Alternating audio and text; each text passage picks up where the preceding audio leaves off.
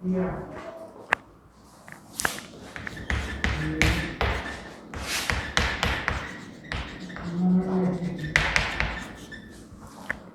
Class 11th class economics, ठीक है। और अब हम हमारा नया चैप्टर स्टार्ट करने वाले हैं जो कि है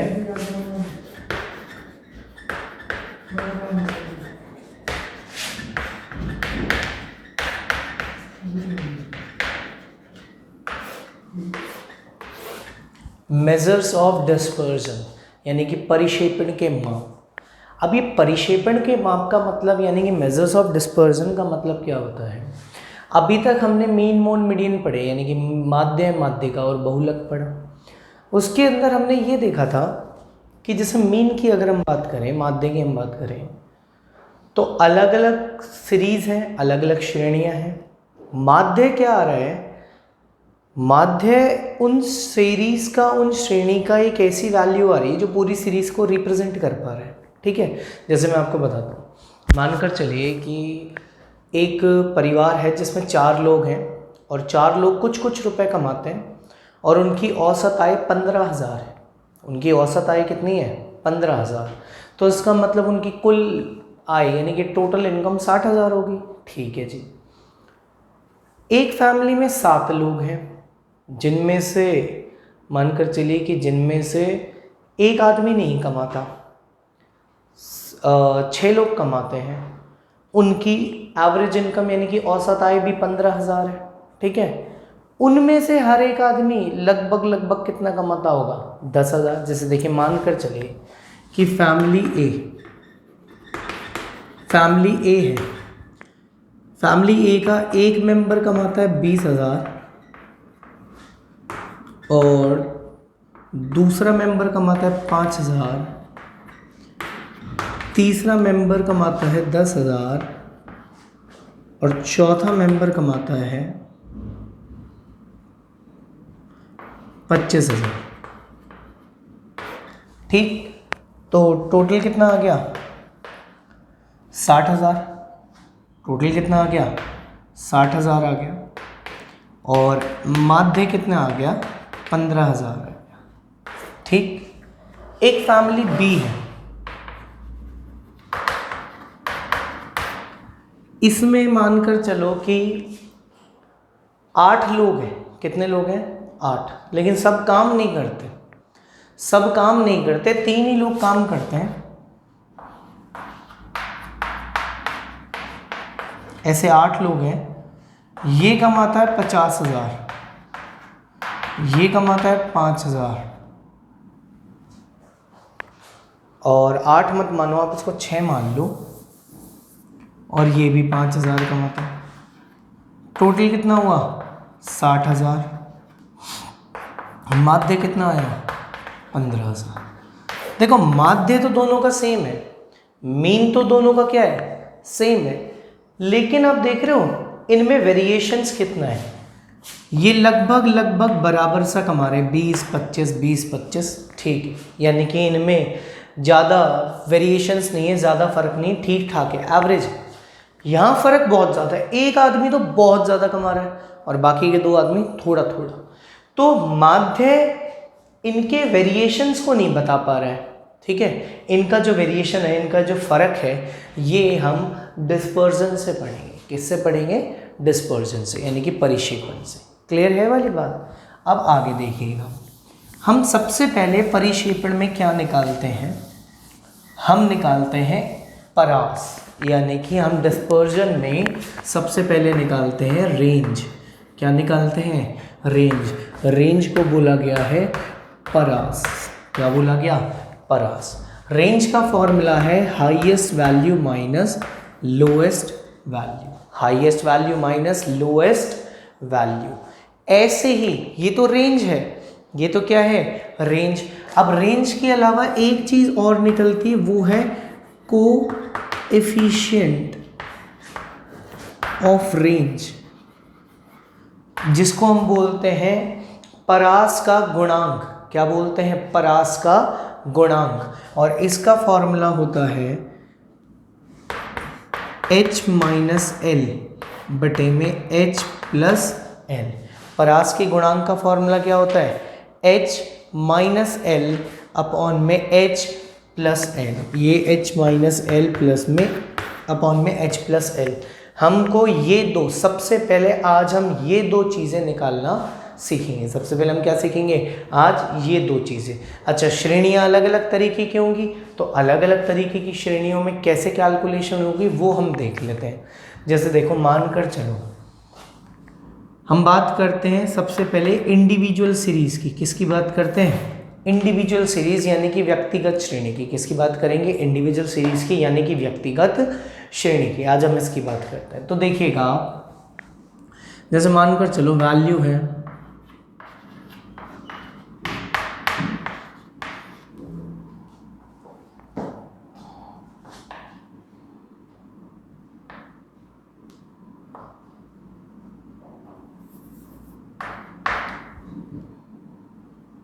या आप इसको मान लो, चलो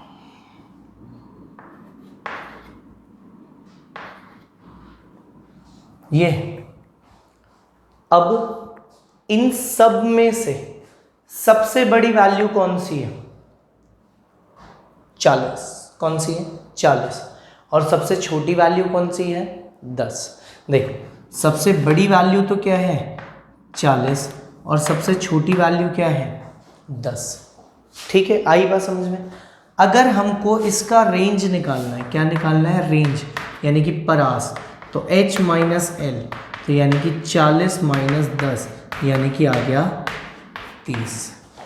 क्लियर है वाली बात, ये 30 आ गया। और अगर हमें कोफिशिएंट ऑफ रेंज निकालना है यानी कि परास का गुणांक निकालना है, तो फॉर्मूला क्या होगा, h minus L upon h plus L. h minus L यानी कि 40 माइनस के 10 बटे में 40 प्लस के 10, तो ऊपर आया 30, नीचे आया 50, तो ये कितना होगा, 0.60। कितना होगा, 0.60। यानी कि इस सीरीज़ में बेसिकली जो रेंज है वो तो है 30 की। कितने की है, 30 की। और वेरिएशन जो आ रहा है यहाँ पर, कोफिशिएंट गुणांक आ रहा है, वो आ रहा है 0.60। कितना आ रहा है, 0.60। ये कौन सी श्रेणी थी, व्यक्तिगत श्रेणी थी। कौन सी श्रेणी थी, व्यक्तिगत।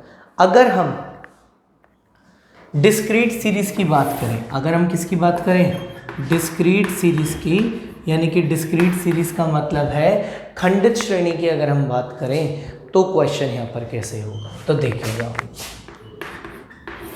मान लो यही वैल्यूज ले रहे हैं हम लोग,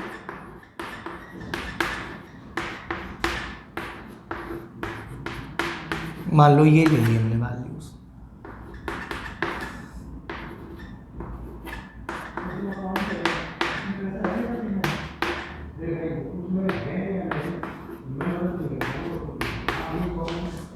ये है जी डिस्क्रीट सीरीज। क्लियर है वाली बात। अब देखिएगा, हालांकि वैसे सबसे बड़ी वैल्यू कौन सी है इसमें, 40, और सबसे छोटी वैल्यू कौन सी है, 10। लेकिन आप देख रहे हो कि जो इनकी फ्रीक्वेंसी यानी कि इनकी जो आवृत्ति है, अगर आवृत्ति के हिसाब से देखें तो सबसे ज़्यादा आवृत्ति तो है 25 की, और सबसे कम आवृत्ति है यहाँ पर 10 की। ठीक है, तो यहाँ आवृत्ति के आधार पर वैल्यू नहीं डिसाइड की जाएगी, क्योंकि आवृत्ति यानी कि फ्रीक्वेंसी का मतलब होता है कि कोई चीज़ किसी सीरीज़ में कितनी बार आई थी। यानी कि 10 आया था 4 बार, तो ये 12 आया था 10 बार, 18 आया था 15 बार, ये दिखाता है। लेकिन अल्टीमेटली सबसे छोटी वैल्यू तो कौन सी है, 10, और सबसे बड़ी वैल्यू कौन सी है, 40। यानी कि अगर हम खंडित श्रेणी की बात करें तो फ्रीक्वेंसी से यहाँ पर यानी कि आवृत्ति से कोई फ़र्क नहीं पड़ता, ज़्यादा किसके कम किसके, यहाँ इस चीज़ का कोई भी फ़र्क नहीं पड़ रहा है। ठीक है, अगर हम हमको इसकी रेंज निकालनी है, क्या निकालनी है, रेंज यानी कि परास, तो h minus L, h minus L का मतलब 40 माइनस के 10 यानी कि 30। और अगर हमें निकालना है coefficient of range, coefficient of range का मतलब क्या है, परास का गुणांक। क्या है, परास का गुणांक। अगर हमें क्या निकालना है, कोफिशिएंट ऑफ रेंज निकालना है, परास का गुणांक निकालना है, तो हम कैसे निकालेंगे, देखिएगा, h माइनस एल बटे में h प्लस में l, यानी कि 40 माइनस के 10 बटे में 40 प्लस के 10, तो 30 बटे में 50, आंसर वही आएगा 0.60। कितना आ जाएगा? 0.60। क्लियर है ये वाली बात? तो ये हमने दो श्रेणियों में, कितनी श्रेणियों में? दो श्रेणियों में यहाँ पर क्या निकालना सीखा? रेंज और कोफिशिएंट ऑफ रेंज, यानी कि परास और परास का गुणा। ठीक है। अगर अब हम बात करें कंटिन्यूस सीरीज की, कंटिन्यूस सीरीज का मतलब है सतत श्रेणी की। अगर हम किसकी बात करें? सतत श्रेणी की, तो वहाँ कैसे होगा देखते हैं। अगर हम सतत श्रेणी की बात करें तो देखो,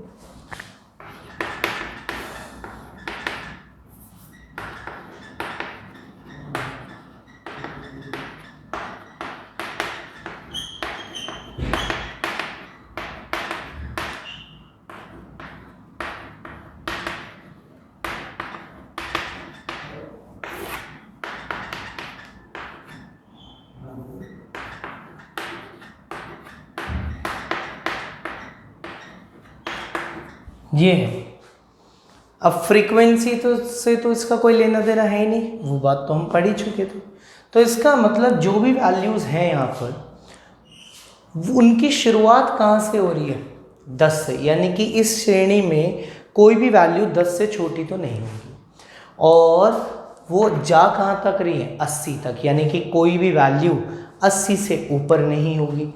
इसका मतलब इस पूरी श्रेणी के अंदर हमको सबसे छोटी वैल्यू और सबसे बड़ी वैल्यू, यानी कि सबसे बड़ी वैल्यू तो नज़र आई 80 और सबसे छोटी वैल्यू नज़र आई यहाँ पर 10। सबसे बड़ी वैल्यू कौन सी नज़र आई? 80, और सबसे छोटी वैल्यू यहाँ पर कौन सी नज़र आई है? 10 नज़र आई है। क्लियर है वाली बात? अब अगर हमको रेंज निकालनी है, यानी कि क्या निकालना है? परास, तो h माइनस एल करेंगे, यानी कि 80 माइनस 10 करेंगे, यानी कि 70। तो परास यानी कि रेंज हमारा कितना आया यहाँ पर? 70 आ गया। ये बात क्लियर है? रेंज हमारी यहाँ पर कितनी आ गई है? 70 आ चुकी है। अगर हम इसके आगे की बात करें, कोफिशिएंट ऑफ रेंज निकालें, यानी कि परास का गुणांक निकालें। अगर हम क्या निकालें? परास का गुणांक। तो परास के गुणांक का फॉर्मूला क्या होगा? h minus L upon H plus में एल। सबसे बड़ी वैल्यू 80 है, सबसे छोटी वैल्यू 10 है। यहाँ सबसे बड़ी वैल्यू 80 है और सबसे छोटी वैल्यू 10 है। क्लियर है वाली बात? अब देखो, ये तो आया 70 और ये आया 90, 0 से 0 कैंसिल हो गया। ठीक है। अब 7 बटे में 9 है, तो आंसर पॉइंट्स में आना तो तय है। 6 क्यों? हाँ, ये 6 बार जाएगा। 6 54 और 5 45, 6 54, 7 बार जाएगा बेसिकली। कितनी बार? 7 बार। कितना? 63 हो गया। 7 बचेंगे, 7 आएगा, यानी कि क्या आएगा? 0.77। क्या आएगा यहाँ पर? 0.77। इसका मतलब ये जो हमने मेजर्स ऑफ डिस्पर्जन स्टार्ट किया, इसमें अब सबसे पहले हमारा टॉपिक था रेंज। रेंज को हम क्या बोल रहे हैं? परास बोल रहे हैं, जिसका फॉर्मूला है किसी भी श्रेणी की सबसे बड़ी वैल्यू में से उस श्रेणी की सबसे छोटी वैल्यू माइनस कर लेंगे। देखो, रेंज का मतलब आप नॉर्मली समझो, आप किसी दुकान में गए, आपको फ्रिज लेना है, तो दुकानदार बहुत सारे ऑप्शन दिखाएगा। वो बोलेगा कि सर आपकी रेंज कितनी है, आप मतलब कहाँ से कहाँ तक का लेना चाहते हो। तो उसकी दुकान में तो बहुत कुछ है, आप बताओ आपकी रेंज कितनी है। तो हमने बताया कि यार हमको दिखाओ फ्रिज 10,000 से, या मान लो फ्रिज हमको दिखाओ 15,000 से 25,000 तक का। यानी कि ना तो हमको 15,000 से कम का दिखाना, ना हमको 25,000 से ज़्यादा का दिखाना। हमारी रेंज है 15,000 से 25,000, यानी कि हमारी रेंज कितने की है? यानी कि सबसे कम अगर हम लेंगे तो 15,000 से हम नीचे कतई नहीं जाएंगे, और अगर हमको ज़्यादा से ज़्यादा महंगे से महंगा लेना है तो 25,000 से हम ऊपर कभी नहीं जाएंगे। तो रेंज यहाँ पर कितने की? 15 से 25, यानी कि कितने का गैप है?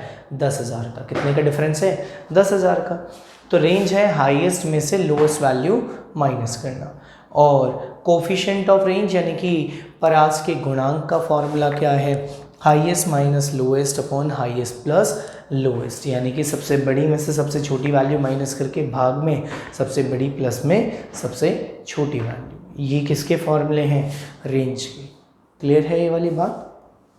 अब देखो, हमने इसकी 3 श्रेणियां देखी। सबसे पहले हमने व्यक्तिगत श्रेणी देखी थी, यानी कि इंडिविजुअल सीरीज देखी थी, जिसमें सिंपल सा देखा कि सबसे बड़ी वैल्यू कौन सी है, सबसे छोटी वैल्यू कौन सी है, और हमने आंसर निकाल दिया। फिर हमने डिस्क्रीट सीरीज यानी कि खंडित श्रेणी देखी थी। तो खंडित श्रेणी में अपन ने देखा कि फ्रीक्वेंसी अलग अलग थी।